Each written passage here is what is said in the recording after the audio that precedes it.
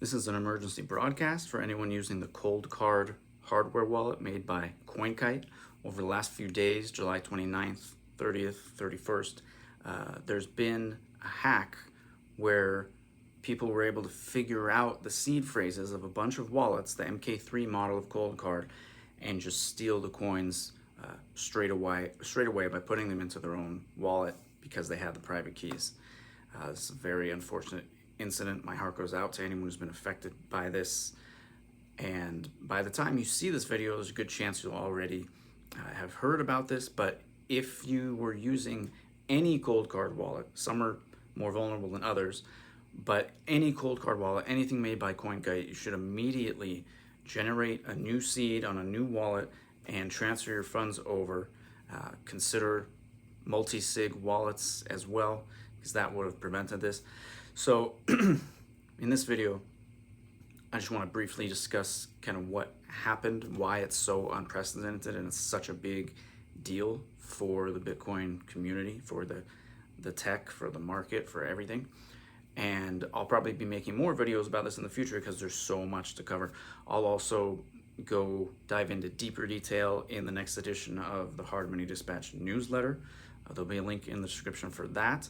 And of course, if you want to learn self-custody the right way, in a way that would help mitigate this type of disaster, then go ahead and check out the Bitcoin Blueprint. There'll be a link for that also in the description and in the pinned comment. So what happened basically is it comes down to this.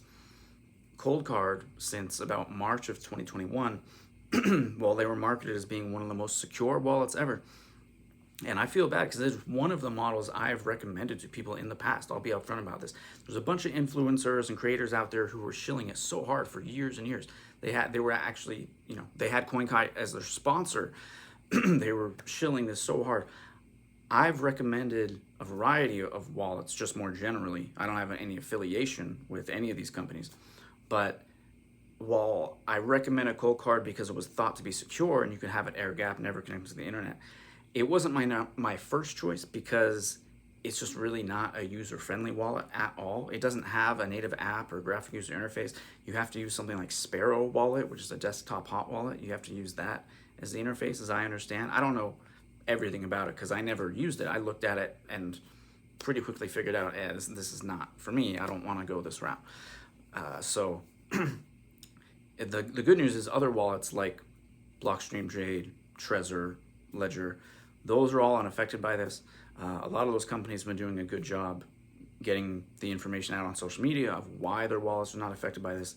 And I made a post on Twitter calling all of them out saying, hey, tell us why your wallets are not vulnerable in this way. And someone from Trezor actually replied within a matter of hours and said, oh yeah, we already have a blog post detailing the entropy we use to create a private key. So getting back to how this worked. So basically when you create a new wallet, there has to be a random seed generated, right? And it has to be random enough to be secure so that no one can guess it. That requires a certain degree of entropy or randomness. And there's a variety of ways that hardware wallets do this. They draw on different pieces of their hardware, different pieces of data in the general environment, like what time it is, what's happening on the device right now. There's a whole bunch of different things that they can draw from. And most hardware wallets do that very well and generate a seed that is so random that it would take a trillion years or something for someone to try and guess, to figure out, to just brute force by trying a bunch of random combinations. But the ColdCard wallet, basically what happened with this MK3 model particularly, it thought it was drawing from different sources of entropy, but it really wasn't. So it would have a zero value. Instead of having some additional data source to create more randomness, it was just taking a zero. But the code thought that it wasn't taking a zero. It thought it was creating something more random. So the keys were only secured by, I think, like 30 or 40 bits worth of encryption when it's supposed to be 128 or something like that. Fact check me if I'm wrong. Go ahead, let me know in the comments. But I've done a lot of reading on this already, and so I have a general idea. But again, the actual full technical details and stuff, that'll all be in the newsletter and in future videos. But the gist of it is, you don't have to understand all the details to just know the basic facts of this wallet was not generating private keys correctly. So when someone created that wallet, they had every reason to believe it would be secure, but it was actually not. Because it turns out an attacker knew about this vulnerability for an unknown length of time, had to be months, could have been years, and they were just waiting for the right moment. Actually, it probably couldn't have been years, because if they had the opportunity to do this 6 months, 9 months ago, when prices were higher, I tend to think they would have done it then. But I don't know. That part's a question mark. But what we do know is that someone wrote a script to take all of these seed phrases that they were able to figure out and know that they were the private keys for, I think it was about 500 different ColdCard wallets. And they just wrote a script that would automatically execute the action of importing those keys into a new wallet. And in about 25 minutes, they had the balances of all those 500 wallets, which I think was a total of about 1,000 Bitcoin. They had it all added to their own wallet. And last time I checked, those coins had still not moved. So that's an interesting bit of information there, because it means the attackers haven't cashed out. They haven't tried to cover their tracks.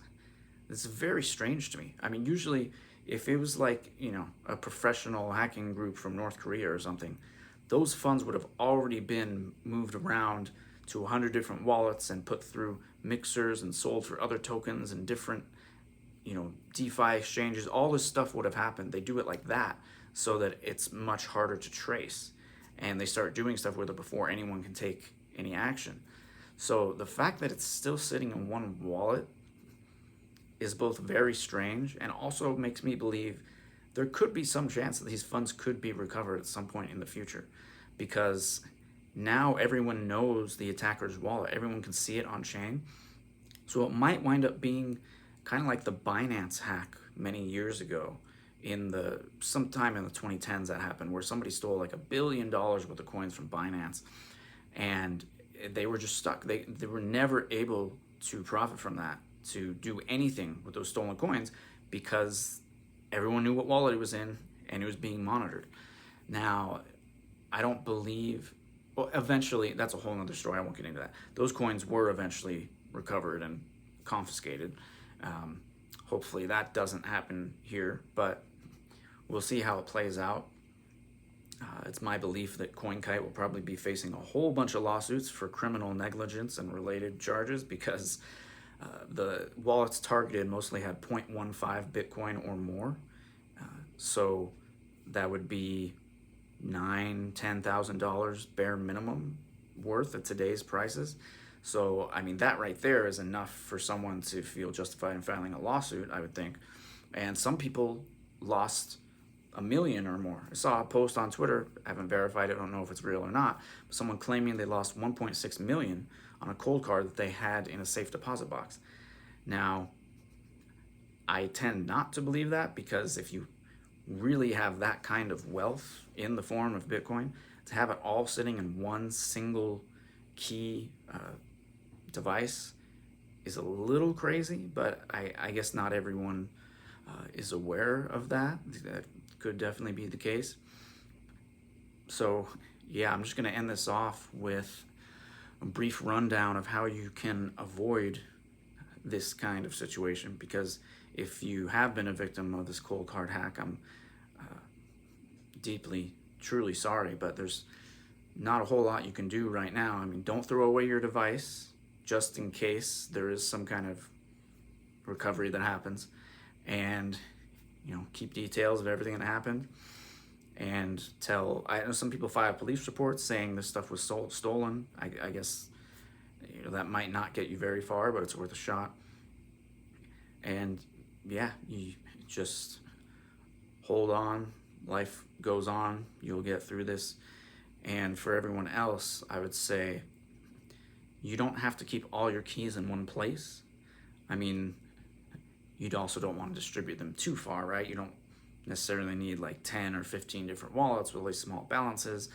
Then you're unspent transaction outputs can pile up, and you can wind up paying a lot of fees. There's all kinds of problems with that, but I would definitely recommend against having everything in one single key device that doesn't have multi-signature enabled. If you just do that, you can avoid this kind of problem, even though other hardware wallets are perfectly secure, as we know right now. If you have multi-sig set up, then this kind of thing will not happen to you, because it's very difficult, if not practically impossible, for an attacker to get multiple keys and then sign that transaction without you knowing. There are services out there like Casa, Nunchuck, Unchained, and so on, that give you a time delay and notification, so that if you or anyone tries to authorize a transaction from that multi-sig wallet, you can put a delay on it so that it can't be sent for, say, 12 hours or something, and you get email notifications, maybe text notifications. So if you have that kind of thing set up, that's one of the best options for long-term cold storage, because this kind of thing cannot happen to you. It's much more secure. There's multiple layers of security there, and there's fail-safes that are put in place, because the last thing you want is someone to be able to sign an unauthorized transaction from your wallet. And also, it's just about a single point of failure. I mean, I saw a post, somebody saying it's ridiculous, the outrage over this incident, because it was only 1,000 Bitcoin stolen or something. It's, and it is a relatively small hack in terms of monetary value, historically. Fine, I will grant you that, but that's really not the point here. The point is that this is unprecedented in Bitcoin's history. Never before has there been a wallet provider who screwed up so bad, they were so negligent, that their keys were not being generated randomly enough, and someone was able to just just figure out all the keys and steal it just like that.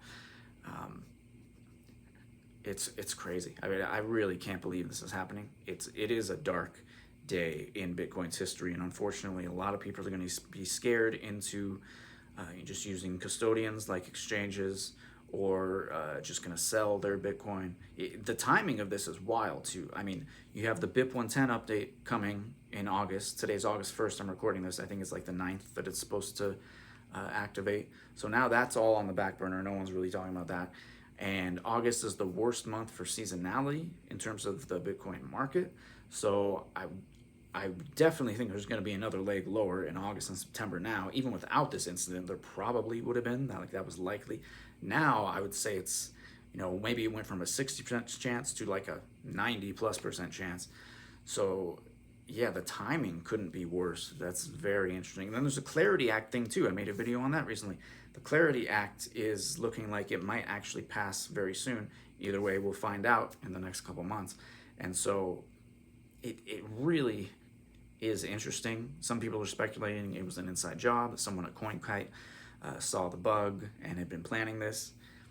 I don't know. I mean, that suspicion is justified. It's warranted, I think, because it could very well be, but it seems equally likely to me that this was just gross negligence and CoinKite really screwed up. And I don't see how the company could possibly survive this, because who the hell is going to trust them after this kind of a breach of trust? And I hope they do everything they can to make it right to customers. I mean, liquidate the company and pay back your customers. Seriously, to me, that would be the most morally right thing to do, is just sell the company, shut it down, and whatever profits come from that, pay out the users who lost their funds, because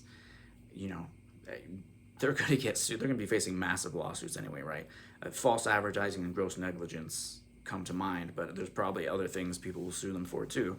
They marketed themselves as a super secure, air-gapped hardware wallet, and I think their Twitter account said "sleep well at night" or something like that up until a few days ago. Now it just says "security advisory." So yeah, it's looking bad for them. It's very negligent. It was an open source project that somehow no one audited. They didn't have a good enough bug bounty program to incentivize someone to look for these bugs, which apparently this one could have easily been found. So yeah, it's unfortunate. I guess the takeaway is don't keep all your keys in one place. If you have large holdings, strongly consider multi-sig. If you have smaller holdings, probably better off just with a third-party custodian. But use cold storage, even if you're holding on an exchange. A lot of them have cold storage options where your funds aren't just in a hot wallet. Because even then, even if your funds are in a hot wallet on something like Coinbase or Kraken, if someone gains access to your account, you're done. They're going to move those coins easily. But if you have multi-sig with the time delay and two-factor authentication, someone would have to get into your account, get the two-factor code from your phone, hack into your email to click the link there, and then lots of times there'll be a delay, 24, 48 hours, where you get multiple notifications over that time, and then the funds come out of the cold storage, now they're in your hot wallet. So that type of setup is much more difficult to compromise, and the exchanges usually give you options to shut it down at any point in that process. So if someone tried to do it in an unauthorized way, you could just tell them, hey, this is not me, lock down everything, freeze all my funds, and you'd be safer there. And again, there are self-custody solutions that work in a similar way as well. So I think we're going to see a huge move to multi-sig after this. It's going to be a boom for certain service providers that provide that kind of thing, and it's going to be a disaster for CoinKite. So that's going to do it for this video. Check out the Bitcoin Blueprint if you want to learn self-custody and everything else about Bitcoin the right way. And thanks for watching. Like and subscribe. I'll see you in the next one.